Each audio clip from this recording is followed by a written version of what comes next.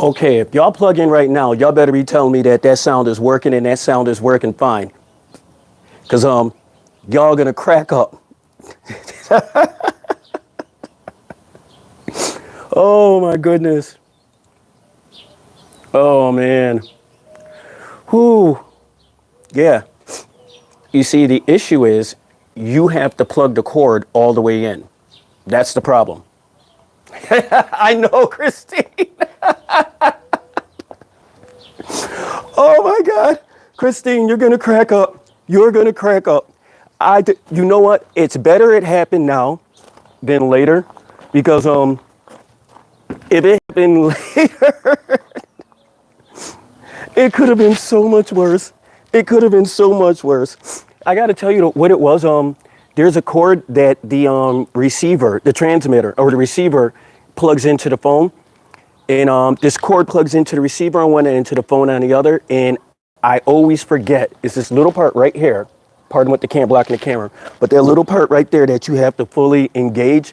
And every time I forget to do that, it messes up. And excuse me when I do this, guys, it's because I got a whole bunch of light in my face. Man, it's so good to see you guys. Before we get started, I want to keep it professional. I would like to give you some life-changing and some life-saving advice. So listen close.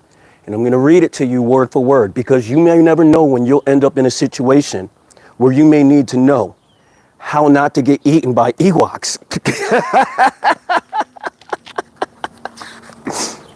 So, without any further ado,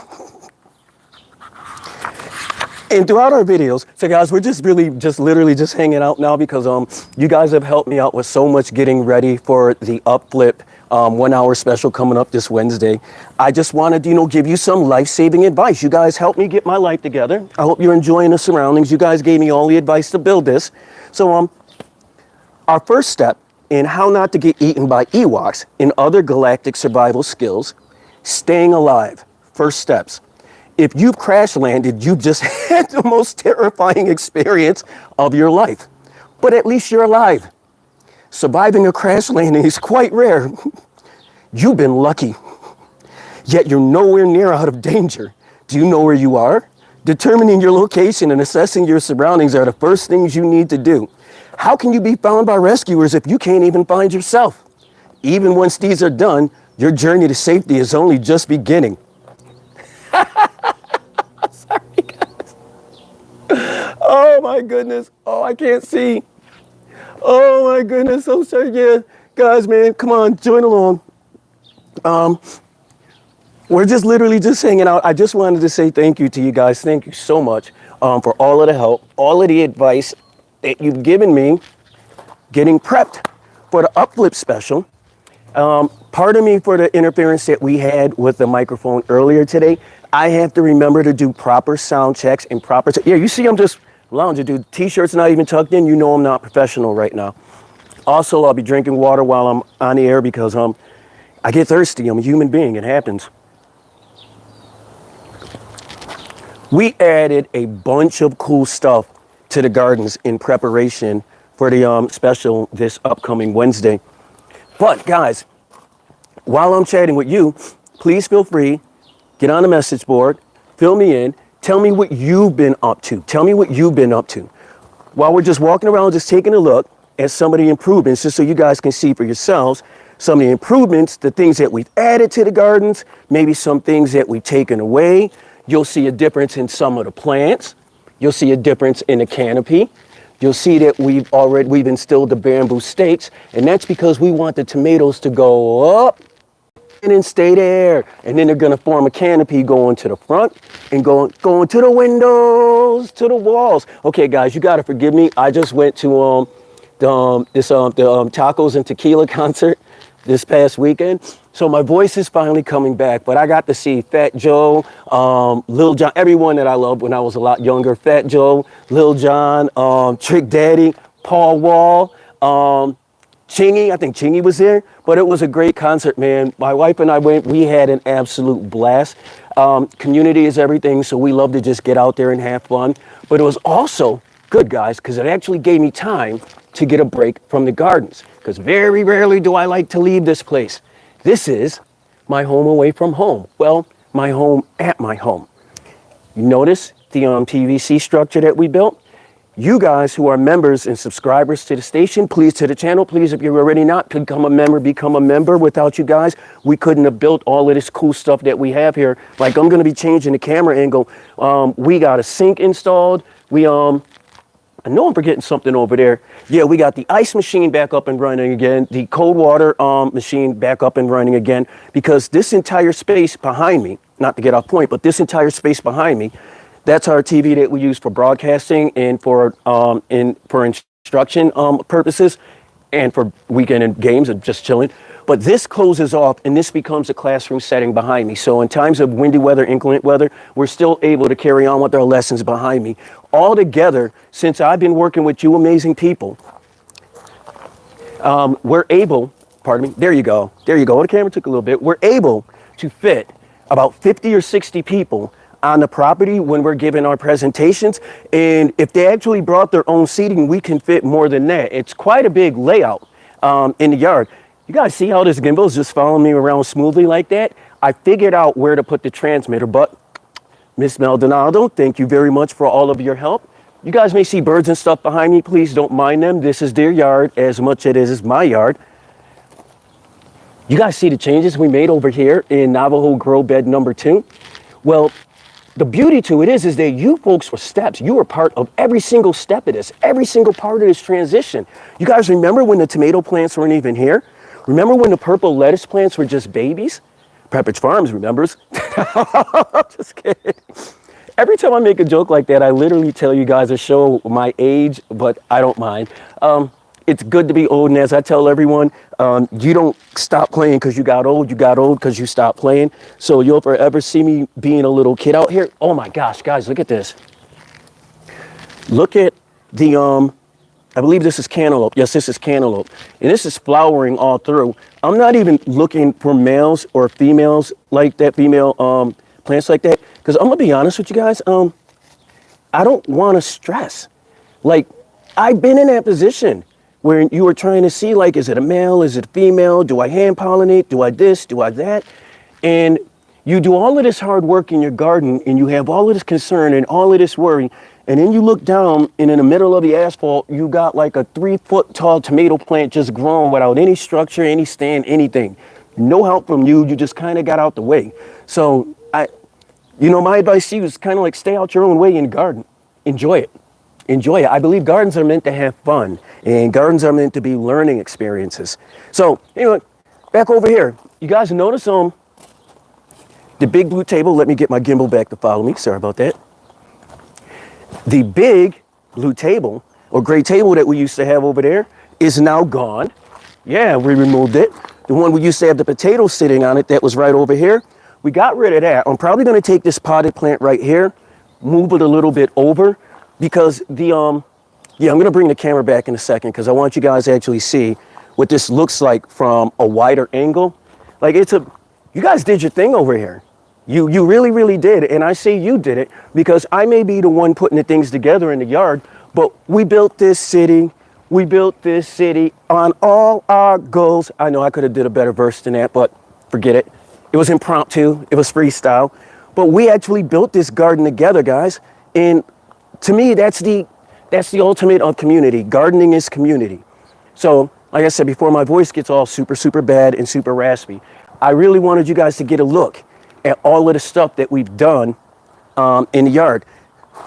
Let me get the camera back on. There we go. You guys want to see something cool? Check this out. This is one of the first things I did. Let me tell it to stop following. There we go. Is we got this. And I had to get it. Because remember when I was talking about feeding the birds and running in and out of the house, having to wash my hands. Cleanliness is next to goodness or godliness whenever it comes to taking care of your pets or taking care of the young birds and taking care of the bird feeders. So I actually went and got ourselves an outdoor sink, and it's got a pump down here, soap dispenser right there, pump right there for the water. So now, whenever I'm out in the garden and I'm doing my garden stuff, I no longer have to keep running in and out of the house. This sink does just fine. Hand towel right here. Best part is the water that comes out, because we use eco-friendly soap. The water that comes out and goes into the reservoir on the bottom, I can easily pick up. When the reservoir is full with 5 gallons, I can easily pick it up and just pour it into any one of our plants that we have in the system, or even take that same water and put it right into our grow beds. It wouldn't hurt the plants at all. So I thought that was pretty cool. Oh, pardon me. Let me get it back on. Whoo! I got to change this camera angle, guys. Like, I literally cannot see. This is what happens when you live in the desert. You got to realize the sun is bright, boy. So remember that, Chuck. I don't want to vanish on you guys. I'm coming into the shade for a little bit. So this is on that other side where I was telling you is actually a classroom setting. Yeah, I know you can hardly see my face. Don't make any jokes. But it's actually a lot cooler and a lot chiller. This Mortal Kombat character waiting to open. A lot cooler on this side. But let me see if I can get a little better lighting. I don't know where. I think I found a spot. Hold on a second, guys. I think I might have found a spot. This is a pretty cool spot too. I don't think we've ever had many talks from this new place over here. So yeah, you guys get to see. Oh, here you go. Yeah, that's where we were just at. On the other side, you can see the grow beds behind me. Let's see. It's a little bit better. Oh, now it's like half and half base. So we're on the other side of the yard. There is no such thing, because this is in a desert sun, and the desert sun is sitting so weird. But here's what you guys are getting. At least you're getting good views of the yard that you've never gotten them before. Oh man, thanks, fam. Thanks, I appreciate it. And just I want to remind you guys again, everything that you see in the yard, like, we built all of this stuff together. You guys did this with me. It wasn't just me doing it by myself. You see, can you see it behind me? Yeah, I think you can. Yeah, you can. So all of that stuff, guys, we did this. We did this. Yeah, it's my house, but it's our yard. You know, gardening is community, and we built this garden. We did all of this together. Yeah, the whole idea with the sink was, because you guys know I'm really big on cleanliness when it comes to gardening, and getting out there and just work. It's really bad with the birds. You just have to be super, super careful getting that stuff all over your hands. And having that sink was just, it doesn't take up a lot of space. It doesn't. It wasn't even really that expensive. I'll try to remember to put a link below. But let me tell it to stop following. Give me a second, guys. Like, take a look at what the setting looks like. Let me show you guys. Here we go. Oh, pardon me. There we go. So let's walk it back across the yard again. Because like I said, this isn't a video like that. This is just us hanging out. So you guys can see the improvements that were made in the yard. So pardon me, it's a little messy over here, but remember when I was telling you guys, I said we had the ice dispenser, and the primary use of the ice dispenser isn't for making ice for us. It's for making ice for us to eat, for us to use in drinks. It's for us because we have the cold water dispenser right there. It's actually for making ice for the hydroponics tray system over there, and for the living wall system over there. So instead of using active cooling units during the summer, instead of using powered cooling units, we use that ice maker behind us to make the ice. And once a day, I'll put X amount of ice in there, and that'll keep it cooled down, and we don't have to worry about it that much. So here's what you guys, like where you guys really did your thing, where I took all of the amazing ideas that we've had over the last 2 months prepping for the Upflip special. We got ourselves a little work desk. I know it's not much, but it literally does the job. It does the job perfectly.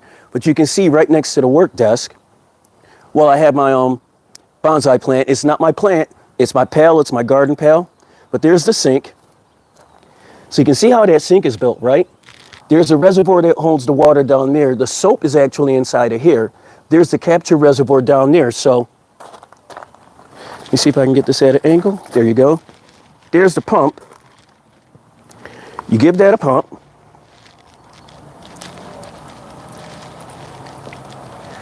See? Goes down, right back into the capture reservoir. When it's full, it goes right into the system here, or into the grow bed here. Let's take a look at the difference in the system plants.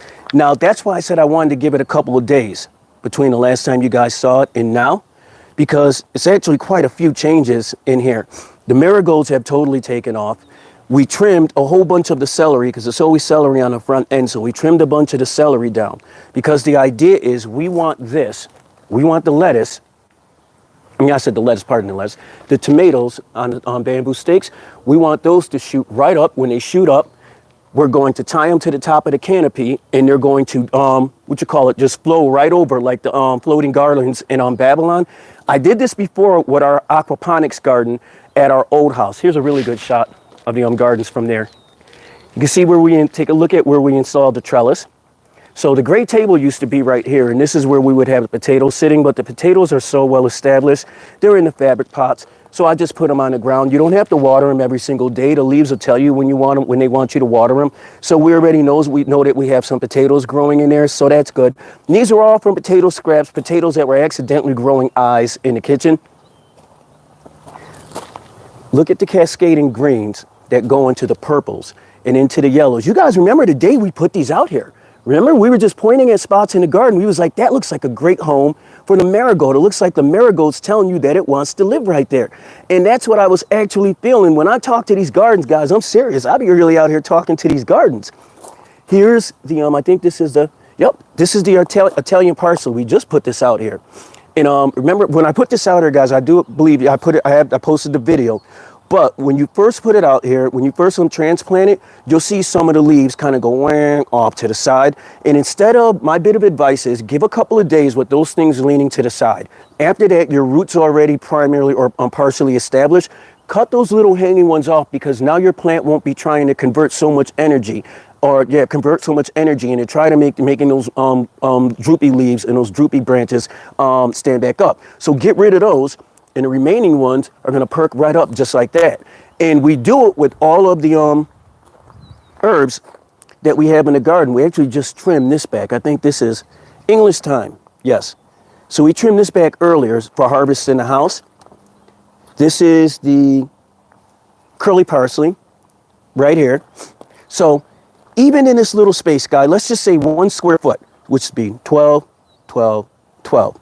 You have full-grown celery, you have marigold, multi-use marigold, curled parsley, I want to say zinnias, but I don't want to get that plant wrong, and right up to the side of it, a tomato plant. So that's not even in a square foot, that's basic.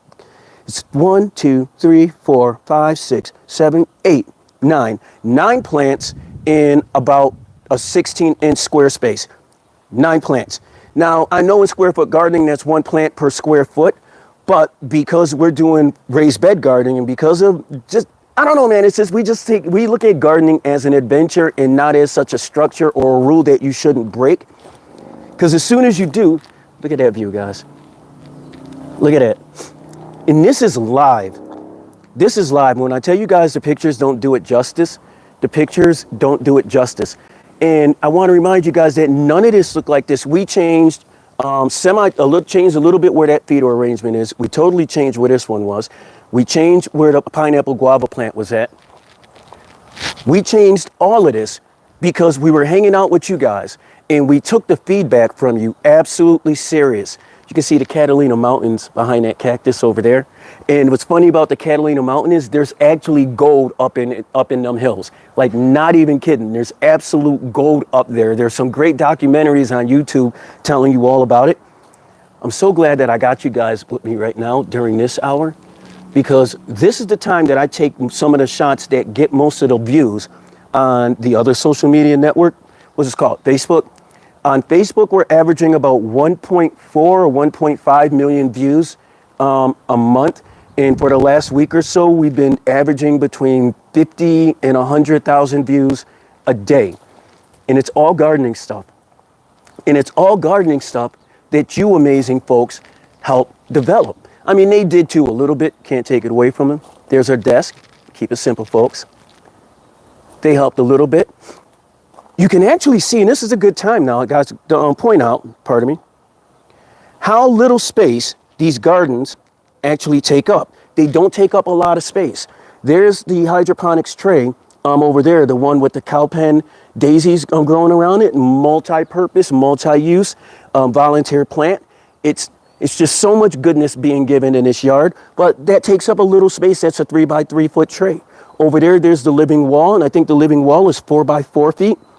That's the living wall over there. It just takes up no space. You see a picture, you see the living wall, and you see another picture. It just flows in seamlessly with the wall back there. So that's what we try to encourage when it comes to sustainable gardening. With the locks, and not the locks, with the kinks in the supply chain, and this is where you guys really, really came in handy. With the kinks in the supply chain, we knew that we couldn't sell these systems at a price point that would actually be affordable to the majority of people that we want to sell these systems to. That's why we took it upon ourselves at Together We Grow to figure out a way to give you guys the designs for these systems for free. And we figured the best way to set it up so that you guys could get these designs and get the instructions was to do what? Was to was to gather all of your comments, gather all of your messages, all of your emails, and then figure out how could we answer them all in the most timely and complete manner. And what we figured was we could do it in a live video. So in live videos, that's where I'm actually answering all of your emails. I'm answering all of your texts. Some of them specifically, I won't say your name specifically because your business ain't show business, but I want you guys to know that we take it very, very seriously. We don't want you wasting your time because we know you wouldn't want to waste ours. There we go. Let's get that camera back over here. I mean, guys, when I say it's bright like that sun is no joke. I wish I had a visor on or something. That would be even easier. But I'll just take it. I'll just take being in the light. I can deal with that. Let's set this camera here. Get us a little color in the background.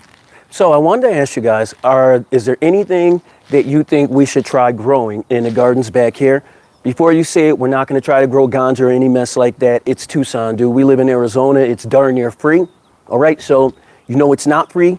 Good vegetables. They're not free. They're not free like that, and they're getting harder to come by every single day. So I want to teach you guys to grow something that you're actually going to need. All right.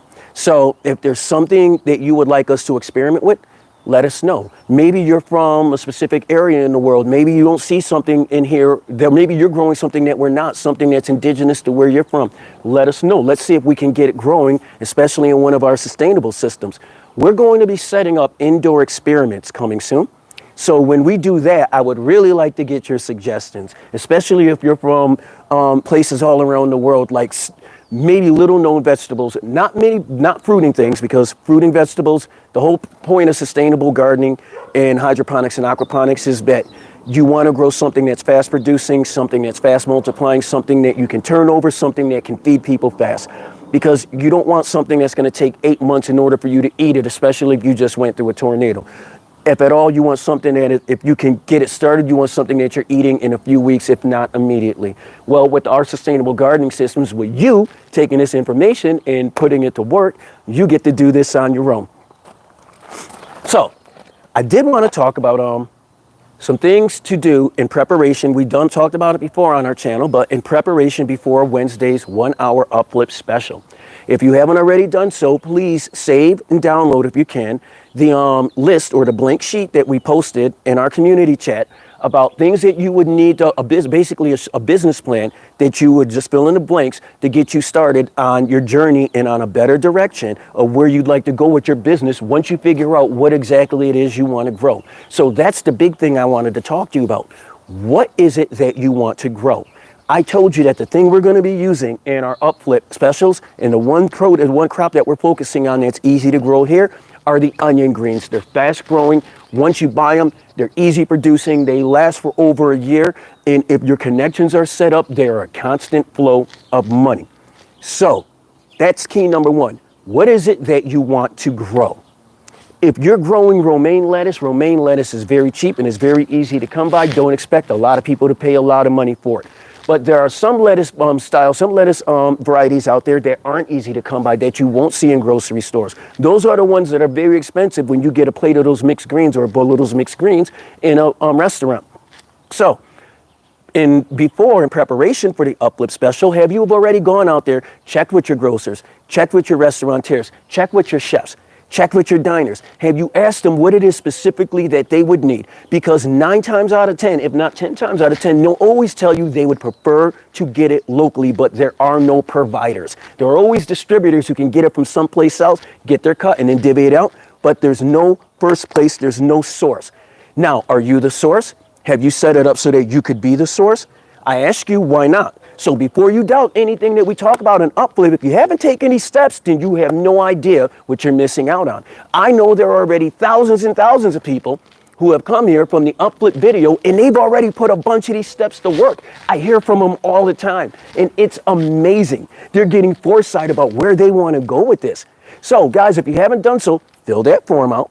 Fill that form out. When you do meet these businesses, and I'll talk about a little bit about this more tomorrow. When you do meet these businesses, for instance, you want to go to a restaurant, you want to provide for that restaurant, all right? So you know that's basically an Italian-themed restaurant, so there are a lot of fine spices and herbs that you could grow for that restaurant. Talk to the owner, talk to the chef. Ask them how much would they need, what would they be able to, if you would be able to produce it, what makes the way you produce it, the way you grow it special. The mere fact that it's local, that it's short, so not even short shelf life, it's literally from garden to table, from garden to table, from farm to table. And you would be the only provider for that restaurant. And it's guaranteed organic, to the point to where, especially in sustainable gardening, in hydroponics and aquaponics and aeroponics, you can basically balance out the flavor of a vegetable just by knowing the nutrients that you're putting into that, and by knowing your water levels and with the temperature and that you're keeping the water. You can have basically a set, what's the word I'm looking for? I forgot the words, I'm having a brain fart, sorry about that, guys. But it'll be producing the same thing over and over and over again, and that's what the restaurant wants. And if it changes up through the season, then your produce, that specific produce that you're providing for them, will change up during the season, but that's something that they can expect. They can even put the specialty that you bring to that produce that you're providing into their diet and onto their menu. If you're not thinking great like this, look at that menu and look at how someplace it'll be like herbs from such and such, oregano from such and such, parsley from such and such. It's the little tiny things, the details, that make that meal special. Why can't you be that detail? Ask yourself, why can't you? Now, there are a million people out there telling you why you can't. Why the hell would you look in the mirror and join them? Pardon my language, I'm so sorry, Christine, pardon me, but I get upset, especially when folks down themselves before they even believe in themselves. That literally bothers me. Yes, I got a great business model. You know what my business model is? Believe in myself. Literally believe in myself and figure out a way to do it. Believe in myself.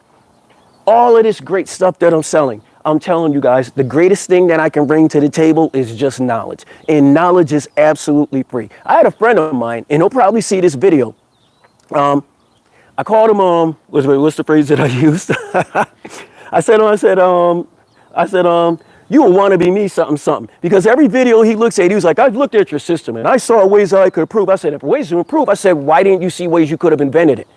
You see, those are the people, you can be your friends, but those are the people you want to watch out for, because they're looking at your invention, and believe it or not, it's with a sting of envy. It's with a sting of envy because you looked outside the box, but take that as a show of honor. Take that as a show of honor. Take that as a pat on the back, because now you're pushing them to think out of the box.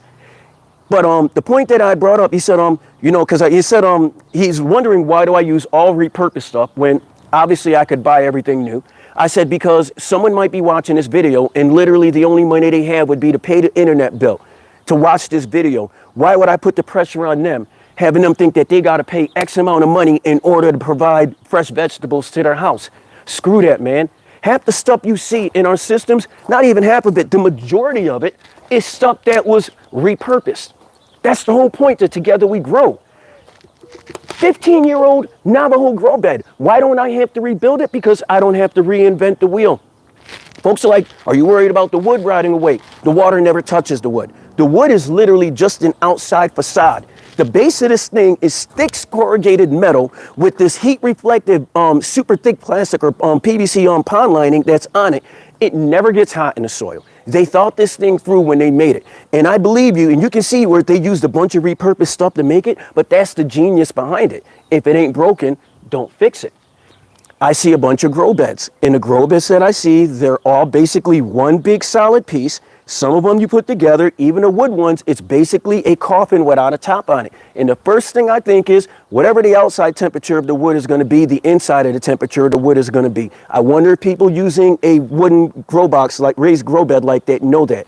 And then I see grow beds that are sitting on the ground. And the first thing I say is, whatever the temperature of the ground is going to be, it's going to be the same temperature inside of that grow bed as well. It's going to be an insulated heat. It's going to, even when the ground cools down, that grow bed is still going to be hot because it's in that wooden box. Why don't they raise it up off the ground? Well, they have these kits that you can buy, these table kits, where they're basically stands that you can buy for these raised grow beds. And I hope you guys are sticking with me through this because I know it's a little yep. But for these raised grow beds, and I looked around and I said, we used to have our aquaponics gardens. And on our aquaponics gardens, we had the aquaponics tanks, the big IBC totes sitting on cinder blocks. And I still had all little cinder blocks. So if you guys ever look at the grow beds, the Navajo grow beds from a distance, you'll see indeed they're sitting on the cinder blocks and bricks. Because why give you guys unnecessary pressure on thoughts or even the idea of having to buy something new when you can look at this system and get an idea of what you could possibly repurpose that you have around you. I don't want you blowing money doing this stuff. I don't want you wasting money because gosh forbid, if you do spend all of your money or all of your hard-earned cash or all of your savings on this and apply to locusts of whatever, just a horde of locusts come through and eat your stuff up. And then what? Then what? Heart drops, hopes drop, and you're just SOL. And I don't want anybody to feel like that. I want you to feel accomplished when you wake up. I want you to feel accomplished when you go out. I want you to feel accomplished when you come outside and you get your hands dirty in that garden. I want you to know that it was worth it. I want you to know that every time you came out there and you put the work in, that you deserved it and that the plants appreciated it. Guys, you can do this. You can do this, but we got to take those steps. So, sorry for going on my blah, blah, blah diatribe. If you haven't already done so, check out that form that we gave for free in our community chat right here in the group. If you even fill that out a little bit, if you even look at it, just glance over it. When we have that 1 hour special come Wednesday, you're going to be light years ahead of everyone else. Remember what I said. Know what that grocer wants. Know what that chef wants. Know what that restaurant wants. Get to know them. Don't bother them during their prime hours. Don't do that. Don't be a nuisance. Don't call them during their prime hours. Try to get there. Try to meet the people. Try to meet the person. Try to meet the owner. Shake hands. Get to know them. Be nice. Be polite. Always follow through, but take your time. Rome wasn't built in a day. The earth wasn't built in a day. We all know how this goes. Things take time. But all good things come in good time. I didn't have this entire setup until I hung with you guys. And I know it's not the greatest setup in the world, but guys, do you realize how much fun we can have here now? How much fun we're actually having here? So much more fun that we're having here every day. I'm literally looking around and I'm like, man, there's so much stuff that we need to move out. And there's so many other cool things that we need to move back in. But I'm looking at stuff like this basil right here. This is, when we put this in here, that was this big. It was this big, and this is just one of its arms. When we put this basil plant in here, the whole plant wasn't bigger than this. The whole plant was smaller than this. And this is just one of its offshoots. If you guys remember the trick on how to get the offshoots, see that bud right there on top? If I wanted this, before I pulled it, if I wanted it to shoot more offshoots of basil from the side, that bud right there on the top, take that and just pluck it right off. I shouldn't have thrown it down on the ground because it's actually edible and it's a huge burst of flavor. So I really should have just saved that and put it into a bowl of soup. But there you go, guys. I do have to protect my voice, and I might be coming back on live for a little while tomorrow. I'm not sure if it'll be during our regular time at noon, but in case I don't forget, Mountain Standard Time, our time, 9 a.m. on Wednesday. It's only for an hour. And I'm not even going to be talking for an hour because it's going to be questions and answers. It's going to be a Q&A, but I'll be showing you how to build. I'll be having the parts list for our Brooklyn Bridge system. So, guys, I figured out of all of the systems, the Brooklyn Bridge system is the most efficient one for you guys to build. It's the cheapest one for you guys to build. And it's the one system where just buying an extra few parts, you could turn it into one giant system or 3 separate systems. It's the most diverse system that we have. So I figured, and also it's able to scale up and scale down. You're using gravity as long as that pump can get to the top tunnel. The other ones are tiered down, so gravity is going to pull it right back down in that return drain. If you guys haven't done so, please go through my YouTube pictures or my YouTube videos. Look at the old pictures or the older videos of the Brooklyn Bridge system from where it's hanging on the wall. It's also our HR23 system. So that's our HR23 system. So keep an eye on that system. That's the one that hangs on the wall. It's the same thing as the Brooklyn Bridge, but it's got the hooks on it. It's got the light structure on it. I don't know if I'll have time to get to how to build the light structure on Wednesday, but please go through my earlier videos right here on YouTube, and I show you guys how to do it. For you guys that are hitting me up in the questions and in the messages where you're asking me if I show you how to do such and such, if it's anything to do with the net, anything to do with the PVC structure, anything to do with how the Brooklyn Bridge was built, the fundamentals and the basics of how the living wall is built, how to get started in oh my gosh, I'm watching the big hawk land in the giant pine behind me, and that was just so majestic. I'm wondering if I can get it, if it will do a swoop through or a flyby while I'm on the camera with you guys. That would be so dope, but about as unlikely as me actually getting a hummingbird to feed from my hand. You guys know how that one goes. So, again, I hope you're all set, and I hope you're all ready. I look at the challenges from the questions that people leave on Upflip. Like I said, pardon me, I don't look at it as a challenge at all, because the one thing I always say to myself, and I remind you guys, just because you haven't done it doesn't mean it can't be done. It just means it's time for you to do it. Once you do it, I don't look for anyone to give me credit for anything. I just want you to know that don't let anything ever hold you back again. And I know that sounds cliche, but I mean it. I seriously mean it.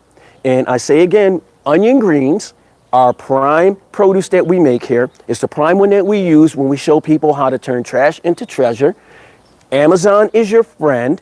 Because there are the problems in shipping, a lot of our onion powder, we do get shipped from the organic onion powder, we do get shipped from overseas in America. Now it's going to become incredibly expensive to get that shipped over here.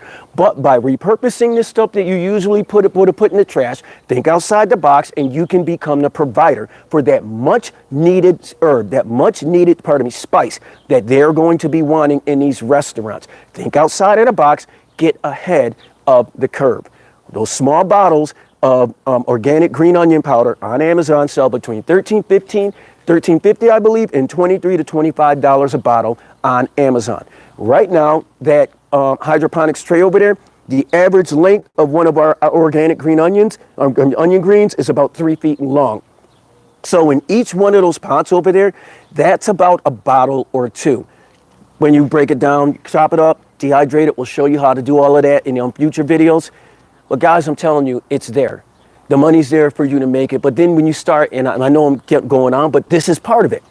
When you develop that powder and you have that shop set up to where you're providing it for them, now think outside the box. That shop is selling your stuff. That shop will actually sell your stuff now. You can put it in bottles. You can put it in jars. Your stuff has an idea, and your brand has a following now. You have to think greatness in yourself before the world sees greatness in you. So now you think of packaging, you think of labels, think of Mama Rose like we have. Our produce division, our spices and seasoning division for Together We Grow is called Mama Rosa, named after my wonderful, amazing wife. We develop all of the spices and seasonings in-house. A lot of the primary ingredients, the main primary ingredient in a lot of them are the, onion greens that we grow right here. So a lot of the times our stock is very limited, but before we can even put it in the bottles, before we can even tell people it's out for purchase, the pre-orders are already gone. They are already gone. And it's amazing because we're looking at something that's providing for my family that's literally costing us nothing. If we can do it, you can do it. I thought of it, you can do it. I don't need credit for anything, come on man, but I'm just telling you, trust me, if we can do it, you can do it. And you're gonna hear me say that a lot. You see the birds flying by and stuff. But I just don't want you guys doubting yourselves. I literally don't. And I don't know. I draw great inspiration from the plants. Like I said, plants are a community, but I draw my greatest inspiration from hanging and from talking to great folks just like yourselves, because you're the absolute greatest, the best of the community. Stay positive, man. Stay positive. Get out there, get the growing. I want to give you guys a couple of more angle shots. Let's see if the camera can follow me. There we go. So you can see how the light bounces off of these plants during this time of the evening. Isn't this beautiful? Isn't this beautiful? I wake up every day knowing that I have this back here. Ah, yeah, this is rosemary. Let me just take a little piece off. Oh, it smells amazing. Look at how fresh this rosemary is, guys. Look at this. Remember, we put this back there 2 or 3 weeks ago, and I actually have to cut that down and trim that because now the extended branches, or whatever you call them, on a rosemary are about 12 inches long. So I'm going to trim those down to maybe 6, 7, and then that's going to encourage the new growth on the bottom end to bush out. But there's rosemary. Hold on for a second while I got you guys before I let you go. Let's see, there's oh, here's a good one. Hold on.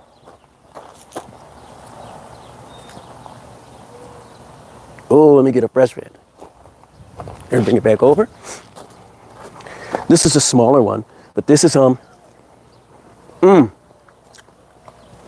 sweet instant punch. That's deep. Good Lord, that's sweet.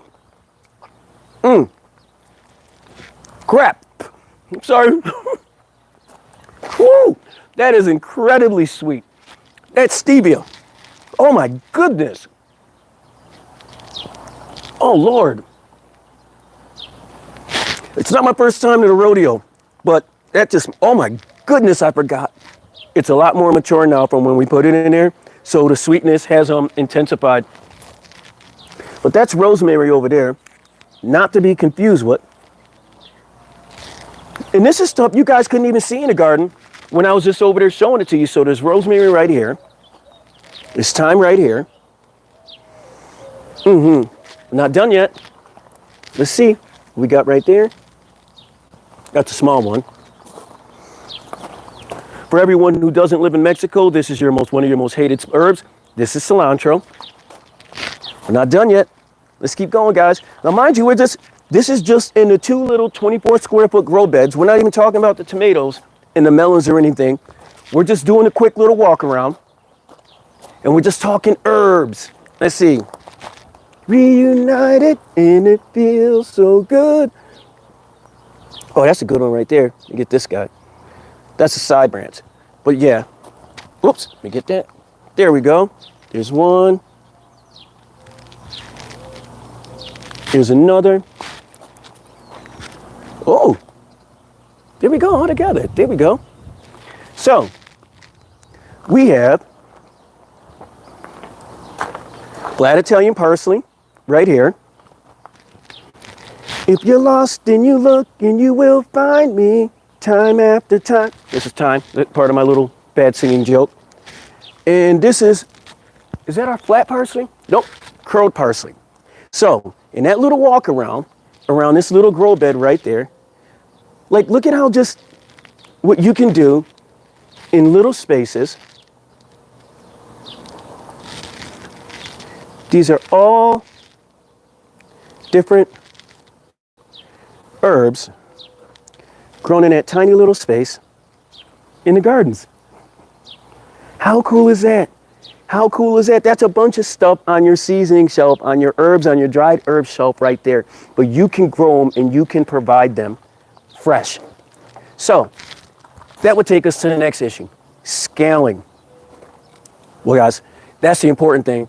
Scaling, how much would you grow? Where would you grow it? That's where I said community comes into play again. I wouldn't recommend that anyone just goes out and grows 24 square feet of parsley or oregano or anything. Mono gardening is just so boring. It's boring, it's a drag.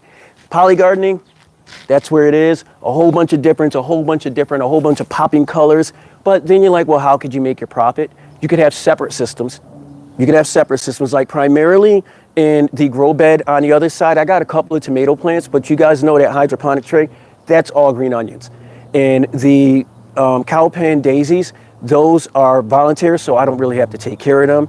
But they're going to help with cooling over there on the other side of the garden, because now I don't have to really provide shade cloth that comes all the way down on the side of the grow beds. I mean, on the white tray, because we have those cowpen daisies that are providing that natural shade structure in that cooling system. So that's pretty dope right there. Also, those daisies are going to get super, super tall, man. So you'll see those green onions still popping up, and you'll see tomatoes trellising over, just towering over, but it's going to be surrounded by this beautiful three-side, just bushes of these gorgeous cowpen daisies just popping up, which can also be used in soups, stews, can also be used in tinctures, can be broken down, can be made into a paste to treat burns and small skin abrasions. It's just an amazing, wonderful plant. And it's volunteer. We didn't have to do anything to grow it. So guys, I'm going to go inside. I am going to rest my voice. Christine, Miss Maldonado, thank you for hanging out if you're still here. For all of my amazing friends and family and just incredible Together We Growers around the world, thanks for hanging out. Thanks for stopping by. I hope you guys get a chance to check out this live. Check us out on Facebook, Chuck, Sam, and Collins. You can't miss me. Also, Together We Grow, AZ on Facebook. You can't miss me. Get out there, get to know your community. Don't forget my boy, I think it's Keep On Growing, Mike Van Doozy. I know we screwed up, but that's my guy. Next Level Gardening, Brian Lowell. I love you, brother. I hope everything is great with the family. Secret Gardening Girl with Brooke Sanders. Brooke, you are absolutely awesome sauce. And to everybody else out there in the world, I love you guys. Plant that first seed, and together we grow. Peace and blessings, my friends. Have a great evening.